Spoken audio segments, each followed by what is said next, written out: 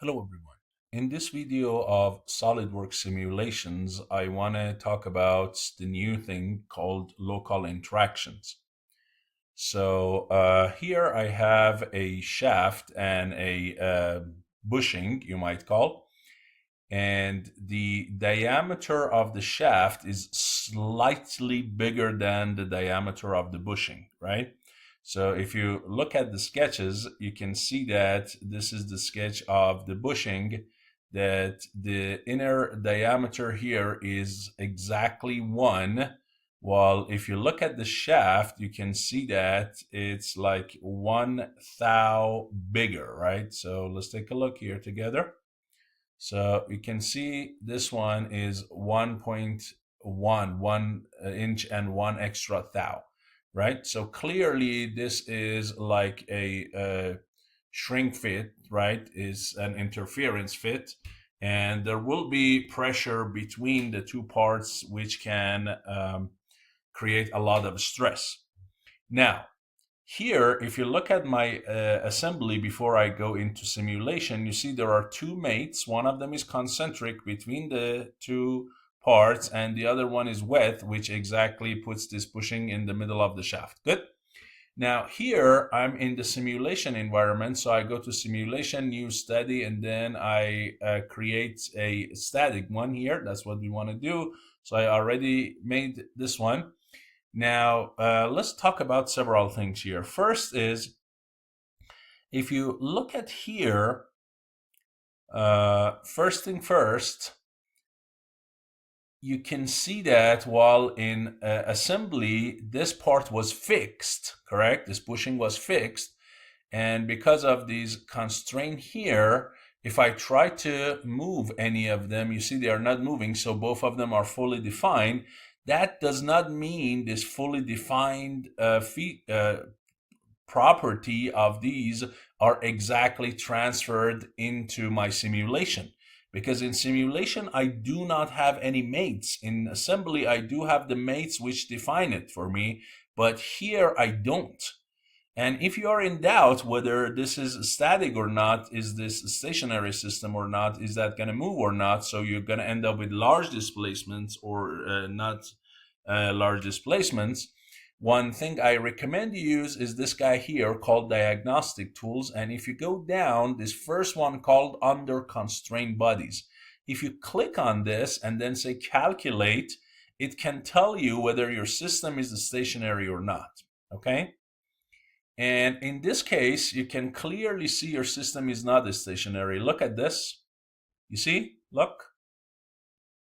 So you have these motions right now. Okay? You have all of these 6 motions clearly for the both of the objects. Okay, so you might say, in order to make this bushing fix, I'm gonna go here to the fixture and I apply a fixed geometry, and maybe I apply it on this surface or these edges or something. Let's apply it on this one right now.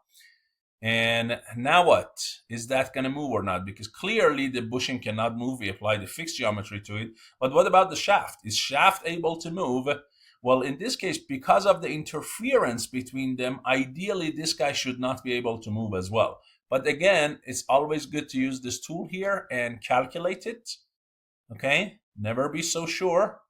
You might be surprised. So look here. You see, still shows some translation for me here. And you might say, well, what's going on here? Don't these two have really a connection or something between them? Interference, what happens? Well, you have not defined the interference yet. Okay, and you see that the shaft still can move all 6 motions. The bushing is completely fixed. Last time you had both bushing and the shaft, each one with 6 motions. This time it's only the shaft that is moving. So you might say, well, don't you have it here under connection? You have this component interaction, and it says it's a global interaction bonded mesh. No. This is a global thing that is not exactly specified the kind of interaction that you have here between these two surfaces. If you want to define that, you need to right click here, right? Let me show you. like that, and then click on local interaction. So I click on this, and now I can define the type of interaction between these surfaces. And what kind do you have? You see, you have contact, you have bonded, you have free, you have shrink fit, and virtual wall. And contact means, of course, some nodes are going to have contact, but not all of the nodes between the two surfaces. Bonded means they're going to keep contact all the time. Free, basically, there is no interaction between them. There is a virtual wall, which we can talk about it in a separate video, but the one I want to talk about is this guy here, shrink fit, okay, which is good for this case because of the diameter. So I say, hey, I want to have a shrink fit interaction locally between them, and it says between which two surfaces? I say between this guy, and then for this, I have to hide the shaft so I can see the inner surface. So here I'm going to go ahead and I try to hide this so I can see the surface, and I can click on it. You see, now I can have both of these guys selected. And if you want, you can add even a coefficient of friction between them, right? So you can check here and change this number. So let's say 0.2 or something. Okay, and then there is also advanced mode, and clearly in this case it's surface to surface, right? So look here. Now I have added the shrink fit between them. Now, if I go ahead and check this one more time, let's see if now I have both objects fully constrained.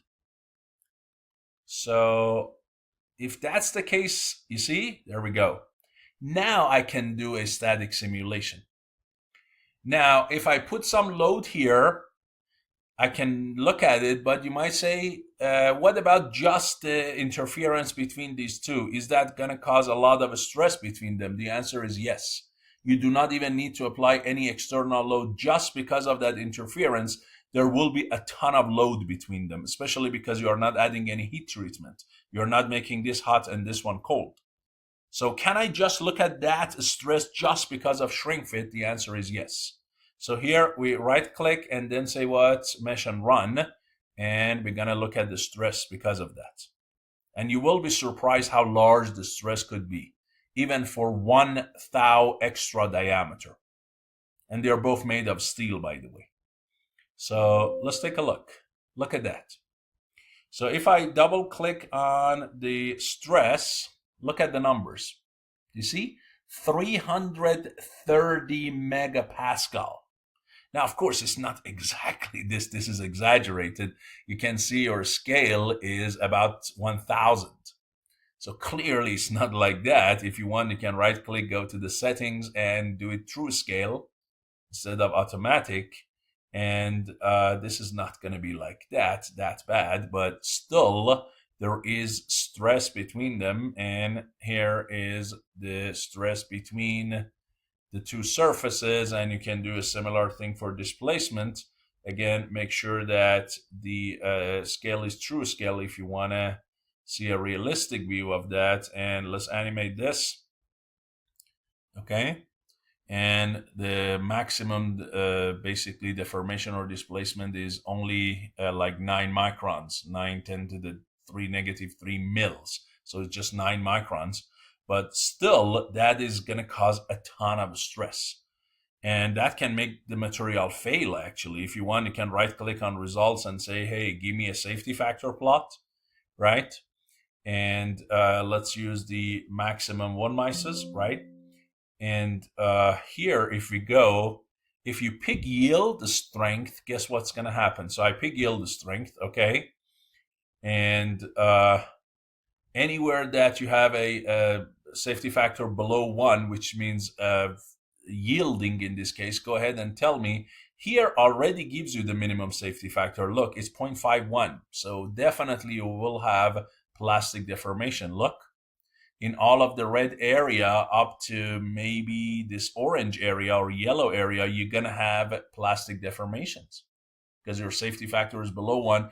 But this one was done by yield strength. So yes, the part will deform plastically, but will it break? So if I right-click back and go to edit definition and change it to the ultimate strength instead, right? Okay. Now you can see your minimum safety factor is 1.5. So no, it's not going to break, but definitely will have permanent or plastic deformations. And you can see that one is here, right? And you can say, hey, give me the distribution or show me only the areas which are below 1. Okay, but clearly you see that there is plastic deformation, and that is expected because you have interference between the parts. So this is the important thing that I wanted to mention. Your mates of the assembly do not automatically transform to the simulation. You have to provide local interactions or add connections right here. Add different types of connections like pin, bolts, stuff like that, to provide sufficient constraints for all of your members. Then you can do a proper, let's say, static analysis and so on. And here I showed you the example for a shrink fit and interference. So hopefully this video was useful to you, and I'll see you in the next video. Thank you.